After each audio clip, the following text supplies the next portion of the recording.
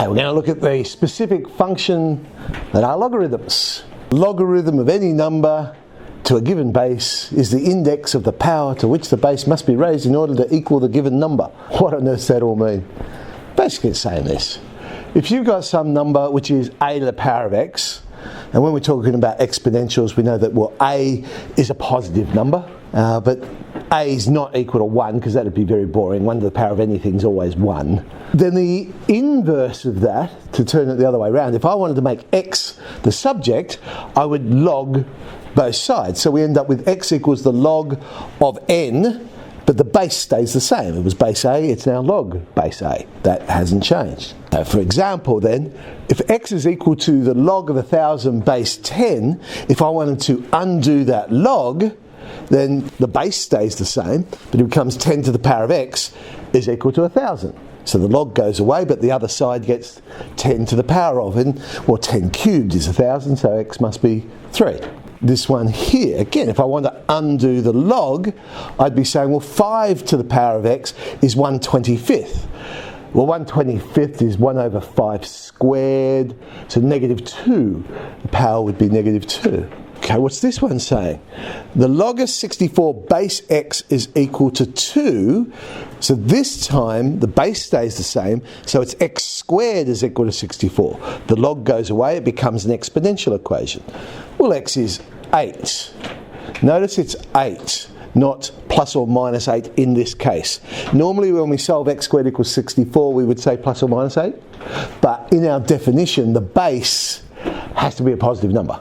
So for this one, x would be 8. Log of x base 6, so to undo the log, the other side becomes an exponential, the base is 6. So x is 6 squared, x is 36. You're basically doing the inverse operation, and the inverse of a log is an exponential, inverse of an exponential is a log. They go backwards and forwards.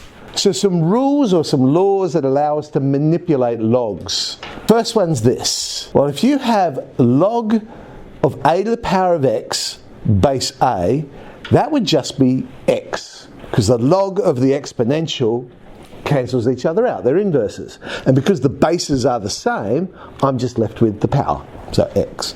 This one here, also true the other way round. If I have an exponential to the power of a log, the bases are the same, so the exponential and log would cancel out. We're left with x, but in this case, x would have to be greater than 0. You can't find the log of a negative number. So logs and exponentials, inverse functions of each other. The log of 1 is always equal to 0. And that comes from our index law of a to the power of 0 equals 1. We have that index law. Logs and indexes or exponentials are opposite of each other, so you get the reverse. The log of 1 is always equal to 0. Log a base a is equal to 1, because in index laws we'd say a to the power of 1 is always equal to a. So log a base a will always be 1. If I want to add two logs together, the same base, then I multiply the numbers. So log of x plus log of y becomes log of xy, and that comes from our rule with exponentials that when we multiply the exponentials, we add the powers. So it's the reverse. When we add the logs, we multiply. Similar for division, so log x minus log y becomes the log of x on y. That comes from our division index law. And then there's this one. This one is the one that allows us to solve equations with logs, because we can get the power and bring it to the front of the log. So log of x to the power of p becomes p log x, and that comes from this index law where we say, well, a to the power of px would be a to the power of x or the power of p. So let's play with the logs.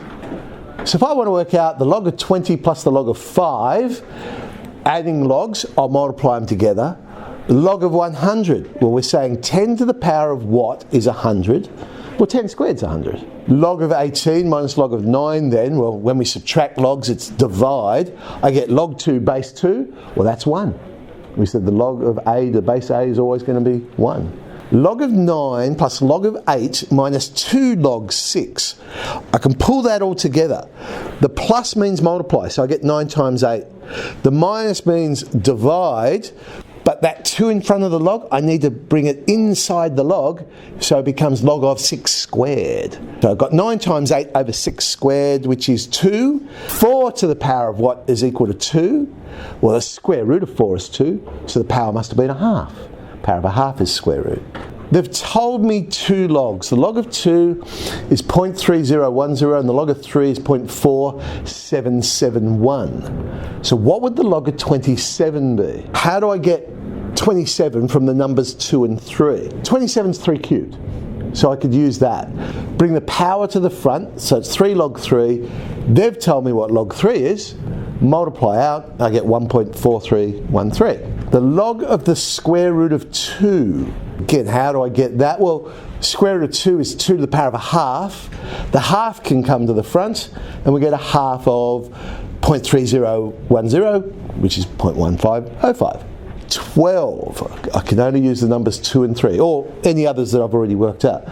Well, 12 is 4 times 3. 4 is 2 squared. Now I can break the log up, because 3 times 2 squared would be log of 3 plus 2 log 2, power comes out the front. Subbing in all those numbers, we get 1.0791. So 8C and 8D is just basically playing with our logs.